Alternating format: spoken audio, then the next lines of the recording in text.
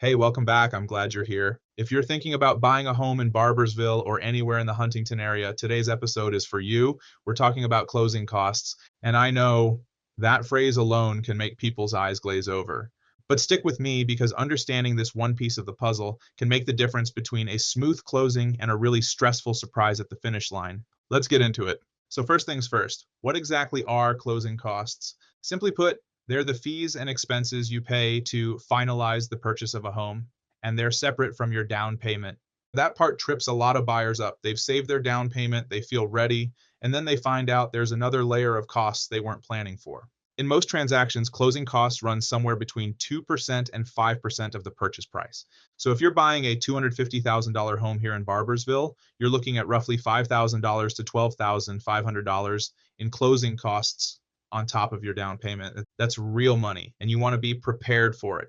Now, let's talk about what's actually in that number, because it's not just one big fee. It's a collection of smaller ones, and each one serves a purpose. You've got your loan origination fee. That's what your lender charges to process and prepare your mortgage. Then there's the appraisal, where a licensed appraiser confirms the home is worth what you're paying for it. Your lender requires that. And honestly, it protects you too. There's a title search and title insurance. The title search makes sure there are no hidden claims or liens against the property. Title insurance protects you and your lender going forward if any dispute ever comes up, worth every penny. Then you've got your home inspection fee, which I always encourage buyers not to skip. Especially on older Barbersville homes, you want to know what you're getting into before you sign on the dotted line. Survey costs may come up if the property has a larger yard or any acreage. Recording fees cover the county officially putting your name on that deed. Attorney fees, which are common in West Virginia closings. Escrow fees for the neutral party managing the funds.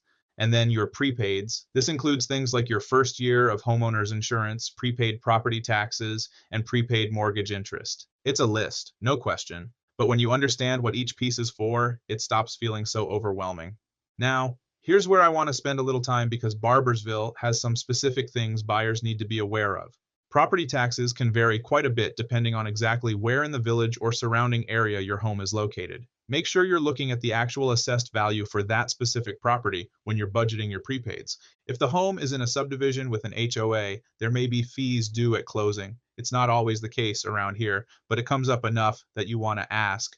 And if you're looking at anything near the Guyandotta River, flood insurance may be required. That's an upfront cost that can catch people off guard if they're not expecting it. A good lender and a good agent will flag that for you early in the process.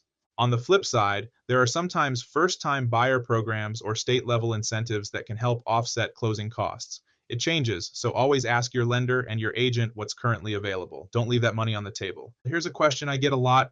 Do I have to pay all of this myself? Not necessarily. In our market, buyers typically carry the majority of closing costs, but sellers can and do contribute, especially in situations where a home has been sitting on the market or needs some work. It's a negotiating point, and a good agent like me will use it strategically on your behalf. Let me give you a few practical ways to keep closing costs as manageable as possible. First, shop around. You have the right to choose your lender, your title company, and some other service providers. Comparing fees can save you real money. Let me know if you need some recommended lenders, and I'll send them your way. Second, negotiate seller concessions as part of your offer. If the situation allows for it, ask the seller to cover a portion of your closing costs. It doesn't hurt to ask. It's a completely normal part of the negotiation. Third, think about your closing date. Closing toward the end of the month reduces your prepaid interest because there are fewer days before your first mortgage payment is due. And fourth, read your loan estimate carefully. Your lender is required to give you one early in the process. Go through it line by line. If something looks off or you don't understand a fee, ask. A good lender will explain it clearly. Here's what I want you to take away from today. Closing costs are not a trap. They're just part of the process. And when you understand them up front, they become manageable. The goal is to get you to that closing table feeling informed and confident, not blindsided. If you're thinking about buying in Barbersville or the greater Huntington area and you have questions, reach out. I'm always happy to walk through the numbers with you and help you figure out what to expect before you make any decisions. Thanks for listening. I'll see you next time.